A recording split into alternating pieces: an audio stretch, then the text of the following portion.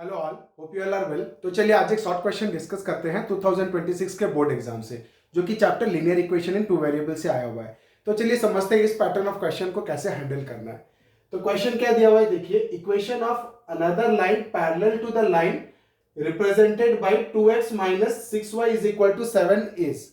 क्या बोल रहा है हमको? Equation of another line, equation of another line, एक दूसरे लाइन की इक्वेशन बतानी है जो कि पैरेलल है किससे? इस लाइन से, जो कि पैरेलल है इस इक्वेशन से, जो लाइन बन रहा है उससे पैरेलल होगा। तो चार ऑप्शंस दिए हुए हैं, वो आपको बतानी है कौन सी ऑप्शंस इसमें करेक्ट है। तो इसके पीछे जो अंडरलाइन कॉन्सेप्ट क्या है, देखिए, अगर मेरे पास एक इक्वेशन है a1x plus b1y plus c1 is equal to 0, ये एक लाइन का इक्वेशन है, और दूसरे लाइन का इक्वेशन है a2x plus b2y plus c2 is equal to 0। तो पैरेलल होने का कंडीशन क्या होता है? अगर आप पहले वाले का x का coefficient a1 by a2, y का coefficient b1 by b2 is not equal to constant c1 by c2।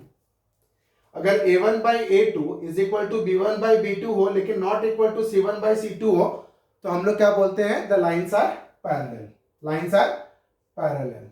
ठीक है, लाइन्स आर पैरेलल। और अलग तरीके से हम लोग क्या बोलते हैं? इनका कोई सॉल्यूशन नहीं होता, क्योंकि ये लाइन कभी एक दूसरे को टच नहीं कर पाते, तो इसलिए सॉल्यूशन नहीं बनता है, नो सॉल्यूशन।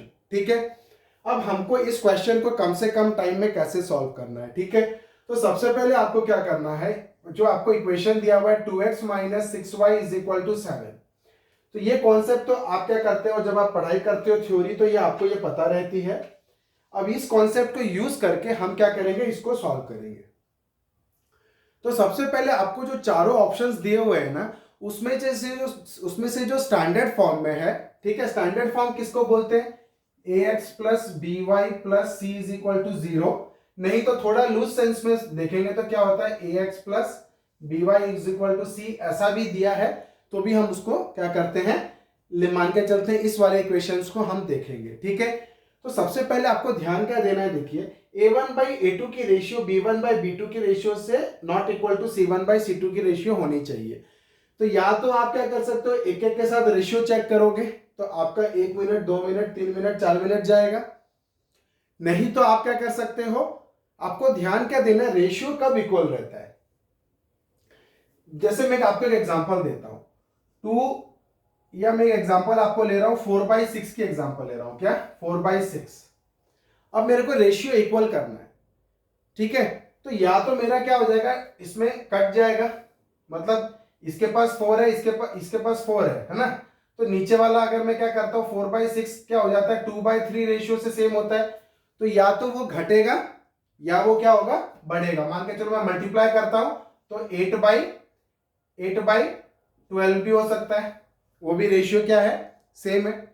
तो आपको इस हिसाब से देखना है कि रेशियो या तो कम होगा नहीं तो ज्यादा होगा, मतलब मल्टीपल होगा नहीं तो डिवाइड होगा।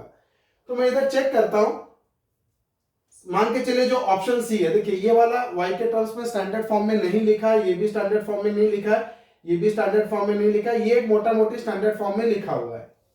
ठीक है, तो हम पहले इसको देखते हैं। तो इसको देखने का क्यों मतलब है, देखिए आपको समझ में आ जाएगा। x, यहाँ पे x का कोएफिशिएंट कौन है, 2, और यहाँ पे क्या लगा है, 2 का आधा, 2/2। यहाँ पे क्या है, -6, और यहाँ पे क्या है, -3, तो -6/2 क्या हो गया, -3। ठीक है, और यहाँ पे क्या हो गया, 7/7, क्या हो गया, 7/7। तो ये क्या हो जा रहा है, a1/a2 is equal to b1/b2 हो रहा है, बट ये क्या हो जा रहा है, equal to is not equal to c1/c2 हो रहा है। क्यों? क्योंकि यहां पर 7/7 में 1 आ रहा है, यहां पे डिवाइडेड बाई 2 नहीं हुआ। देखिए यहां पे 2 से डिवाइड हुआ, 2/2 1, -6/2 कितना, -3, लेकिन 7/2 नहीं हुआ, क्या हो गया, 7 हो गया। तो ये ऑप्शन क्या हो जाएगा, आपका करेक्ट हो जाएगा। तो इसको चेक करने के लिए आपको क्या करना है, इसको इसके नीचे लिखना है, x minus 3y is equal to 7।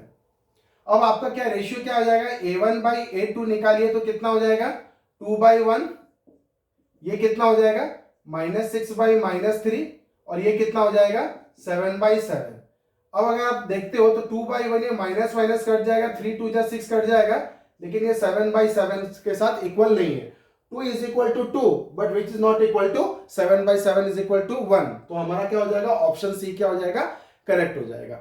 तो आगे के वीडियोस में हम और कुछ इंटरेस्टिंग क्वेश्चंस आपके लेके आएंगे और आपकी अंडरस्टैंडिंग उस पर क्लियर करेंगे। तो बने रहिए मेरे साथ मेरे आगे वीडियोस के लिए। Thank you.